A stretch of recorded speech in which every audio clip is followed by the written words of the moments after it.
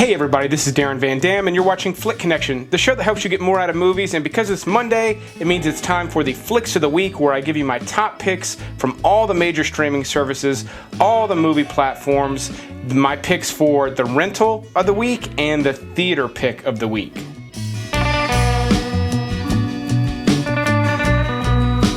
Throughout the month of October, the entire month, I'm going to recommend over 100 horror movies, good ones, that you can currently watch across all the major streaming services. So right now on Netflix, As Above, So Below just recently got added. It's a cool little found footage flick, which yes, that format is kind of tired, and I'll even go as far as to say that this movie doesn't necessarily do anything new with it, but it does have its merits, and I do recommend it. It's a cool little horror flick that takes place in the catacombs underneath the streets of Paris, and things are creepy, and they just get creepier and creepier. And the thing I like the most about this movie is it starts off tame enough, but there are some creepy elements, and then it just sort of like amplifies fairly steadily as the entire movie goes on. So I like that. It went much further with its concept than I thought it was going to when I first watched it. So if you haven't seen it or you passed on it, it is worth a look. And then for one I have not yet seen, but I think it's going to be fantastic, so I'll be brief,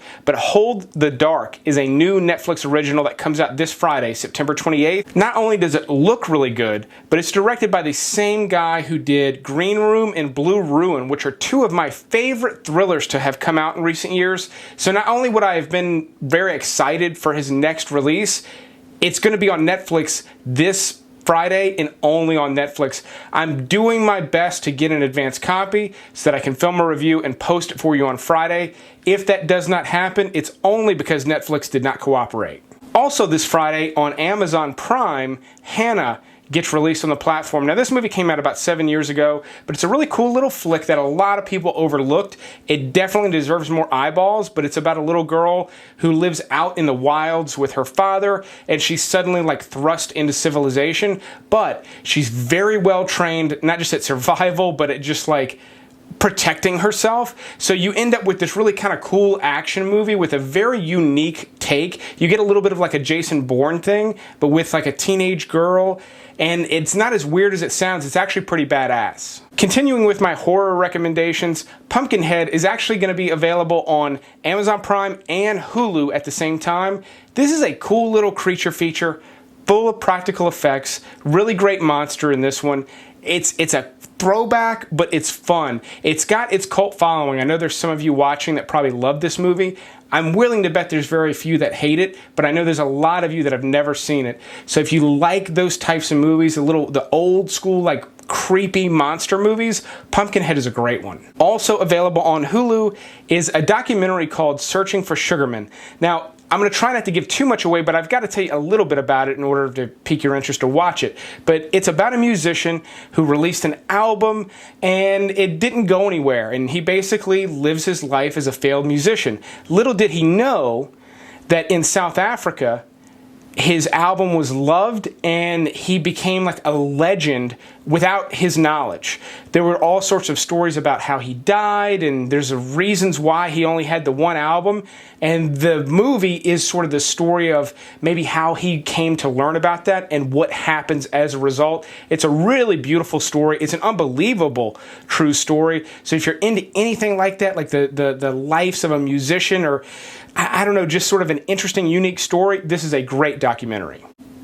If you like content like this, definitely click the subscribe button and be sure to click the little bell icon as I put new videos like this out every single week, multiple times a week. On HBO, The Shape of Water just got added. Now, I know a lot of you probably love that movie. I love it because I really, really love Guillermo del Toro as a director, but I know a lot of people passed on it because it got kind of passed off as the fish sex movie. Yes, a woman does have sex with a fish man in it. No, you do not get to see the fish man's dick. But the movie is a cool little sci-fi flick.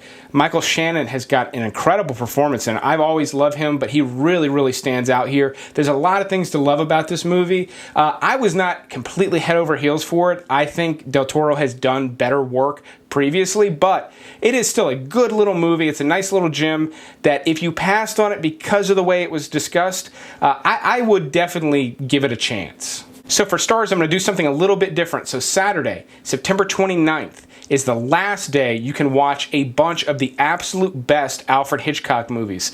Right now they have my favorites: Psycho, Vertigo, The Birds, Rear Window, and a little known one, a popular one among cinephiles, but that a lot of people don't know about, is Rope. I highly recommend watching Rope. Odds are most of you have seen the other ones I've mentioned. If you haven't, you need to watch them this week if you have access to Starz. But if you never bothered to watch Rope, it's a really cool movie that is, for as old as it is, the entire thing is shot as if it is one take. Now, yes, you can see a couple of cuts where someone steps in front of the camera or something happens, like a cut occurred, because the cans for film back then, I think, lasted like 8 minutes max, so they can only do like an 8-minute take, but the entire story plays out as one consecutive take. People made a big deal about that when Birdman was released, and it did work really well in that movie, but Hitchcock was doing it way before anybody else, so I highly recommend checking that movie out. And then I normally recommend Showtime. Showtime sucks this week, so I'm going to talk a little bit about Shudder, because again, I'm going to be recommending so many horror movies in October. Shudder is one of the platforms I'm going to be talking about. If you have not checked out Shudder, they offer free trials. It's nothing but horror movies and some thrillers. Really cool stuff. One of my favorites is currently on there. It's called Zombie.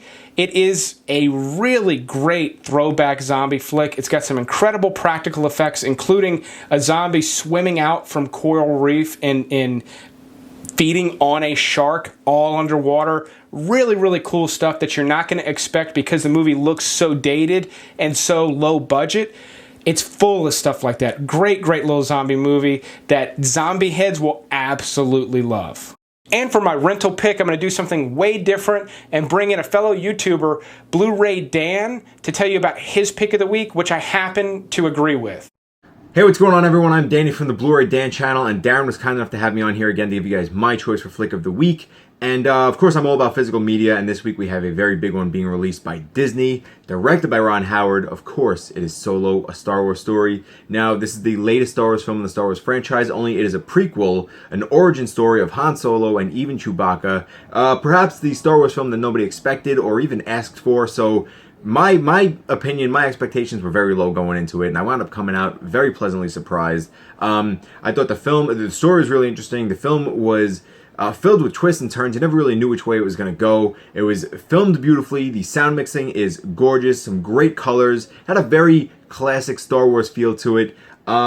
And it's got a really good cast as well. You got people such as Donald Glover or Childish Gambino. You got Emilia Clarke from Game of Thrones, and even Woody Harrelson, who is always great. You can't lose on this one. I definitely recommend it. I'd say give it a shot.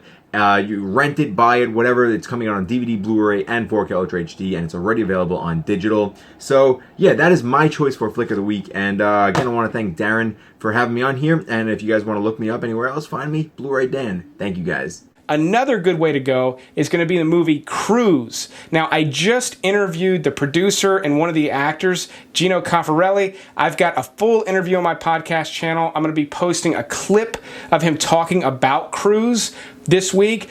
It looks like a really cool little movie. It takes place in 1987 around New York, about some teenagers, that kind of summer of love kind of thing, but they're racing, like they're drag racing cars and stuff like it. It looks like it's got a really cool vibe. So if you're into something a little more indie, that would be a great rental. It's going to be in select theaters on the 28th, but it will be available to rent on streaming services. And one more theater pick is The Old Man and the Gun. It is Robert Redford's final movie. Normally I wouldn't care too much about this, but the director has previously done several movies I've really enjoyed, including A Ghost Story, Pete's Dragon, which was a really great family movie. I've watched it more than once. I really liked it. And then Ain't Them Bodies Saints is a really cool little indie movie. He's got a great visual style, great storytelling style, very subtle but beautiful. So I'm looking forward to seeing this. It looks like a good throwback story. I'm going to be checking it out in theaters for sure. But let me know what you'll be watching this week, and I'll keep making videos just like this one as long as you keep watching them. But thanks for checking this episode out, and you will see me on the next one. Before you go, I have just created a Spotify account for Flick Connection.